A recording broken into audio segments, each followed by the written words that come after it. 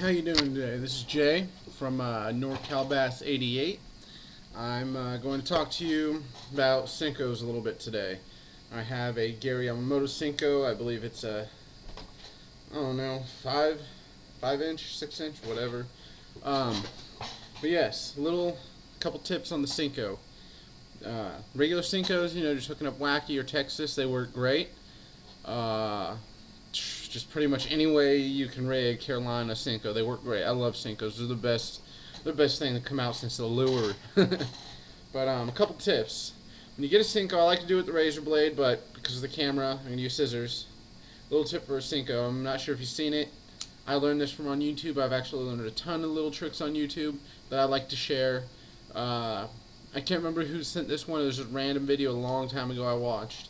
But what you do, you take your Senko on the tail end and grab it, get up in your scissors, and you just cut the Senko, I don't know, however far you want to cut it. I cut it about a 1/2 inch from the sack. My finger's on the sack, you can see where it's at. Cut it in half, that works. So you got two little flippers, and this just for so you can see, I use little neon tails, which these do glow in the dark. But cut it in half. You can just do two, or you can go ahead and cut it in half again. If I can get it, scissors work, but razor blade does much better. A lot neater and more even cuts. Alright, let's see what I can do.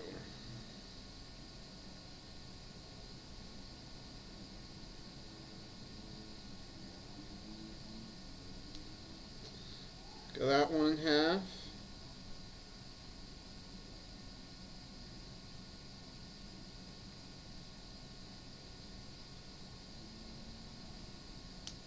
And this one in half. So now, I got 4 little tentacles just going every which way. And that works great. You can wing it up Texas rig, Wacky rigs, whatever you like to do. And what I like to do, Wacky rigs, when I use these, I don't use the ones with the fluorescent tail for this setup I'm about to show you, but I'm just have the same word, so I'm going to cut them up. And we'll try this when I go out here in the next hour, see if it works with the fluorescent tail Wacky rig, which it has, but I haven't cut it. What I also like to do, if you can do a Wacky rig setup, before you go out, unless you keep scissors with you, cut it up again, but on the opposite side, cut it up about a 1/4 inch into the sack. So right here is where the sack begins. I cut it up about a 1/4 inch into the sack. So I'm going to split this side again.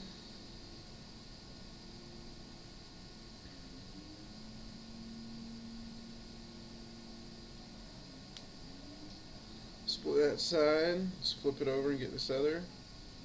Your scissors are actually working quite well. Oh god, that's a little bit skinny. That leg's probably going to come off after a few casts. But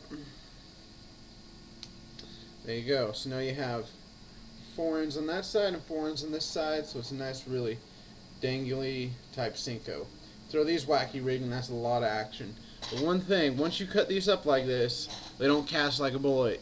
My bait caster spinner, just regular Senko Texas rig, not Wacky, I can throw it a mile.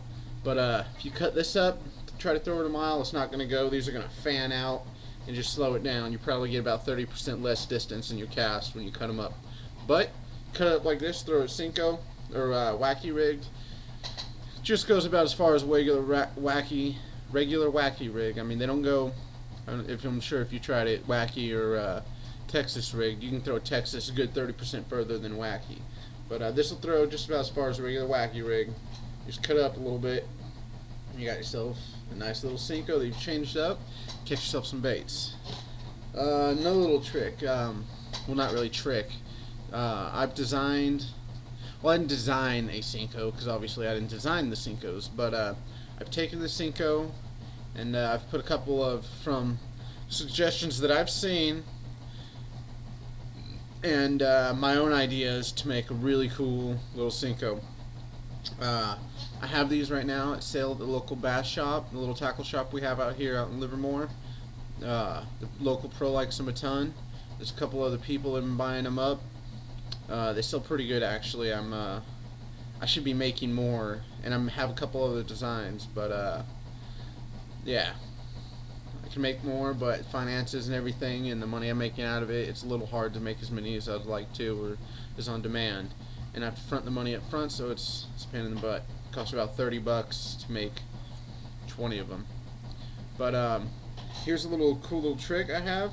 You got yourself, you can see the regular Cinco like this guy right here, but I have it skirted now.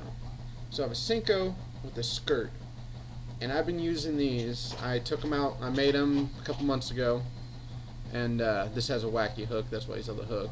But I made these skirted Cincos like this about 2 months ago. I started making them, and it was just an idea, and I was like, wow, and I tried it, and I caught a few fish. So the next couple times I took it out, had one rod with the regular Cinco, same exact color as I'm using, and then one of these. And I cast the regular Cinco, same area. I just stayed in the same spots, not hopping around trying to come around to fish. But I knew there was a few fish in the area. They're always coming in and out of this area. So if you're there an hour or two, which I was there about 2 hours, same 30 yards, 40 yard, 50 yard stretch, whatever you want to call it. I cast the regular Cinco about twice as much, and I threw this guy out there. Caught 4 fish on this and 2 on the regular Cinco, and I threw the other one twice as much, same spots. 10 casts, okay, throw this one in there. 5, 10 casts, throw the other one in there. 10, 20 casts, same spots, and yeah, caught a lot more fish on this. But yeah, and another thing, how I just kind of got on that, not really with the Cincos, but when you cast, if you're out fishing somewhere and you think it looks like there should be some fish there, and maybe not as much as in the colder weather, but in the warmer weather, and you think, okay, there's probably going to be some fish there. More than likely, there are some fish in the area if it's a nice area. It has a cover, has a shade, has everything that fish are looking for. And if you throw in there, 5, 10 times, nothing, keep throwing back. I mean, unless you're in a hurry, or a tournament or something, but just throw back. I've caught fish before after 15, 20 casts in the same, 5-foot radius area, like where I landed, and just bringing it back on the same trail. And I've caught fish on like the 10th or 15th cast, and yeah, so a lot of fish will hold in there and not touch the bait, but once you get it just right, and they see it, you slow it down or something, they'll pick it up. So yeah, it's a little trick on the Cinco. It's cutting up the tail. You cut up one side and throw a Texas, cut up one side, throw a wacky, but if I like to throw a wacky with the cut, I like to cut both because it gives it a lot of action, and that just comes to the water and they just can't resist it. And right now it's probably in the mid 50s, low 50s. Water temp's really cold. We've had rain the last 3 or 4 days, constant on and off rain, not heavy, but on and off rain. And the water temp's really cold, the bass are lethargic, but I'm still catching them. And this setup works pretty well. Another thing about Cincos, okay, if you do bass fishing or if you're trying to get into it, easy bait to use is the Cinco. I like to try to match it to the bottom or to the grasses around. I prefer to use greens, like green pumpkins or watermelons, or just any green, dark greenish brown or black, and they all work pretty well. But if you're going out and if you don't have a lot of money to spend on the Gary Yamamoto, it's $5 for 10. It's not terrible, but it's not great. You can go over to Bass Pro Shops and you can buy their version of a Cinco, and these babies right here are $5 for 18. For 18. And I find they work just as well. I mean, I love the Gary Yamamoto, but these guys I find actually stay on the hook a lot longer, and they work just as well. I don't know about the saltiness or anything in between them. They say they're impregnated. I always cover my bait with some Mega Strike, Gary Yamamoto, Fish Attractive, well, his name is on it. But I always put a tad bit of that on my baits. I believe in it. It works great. I don't have a tube by me. My tube busted last week, so I emptied it in a little pickle jar. But yeah, Cincos from Bass Pro Shop are amazing. And when you do that, I like to use, right now this time of year, is this it's kind of greenish back, a little bit of a yellow, kind of orangish belly, as you can see.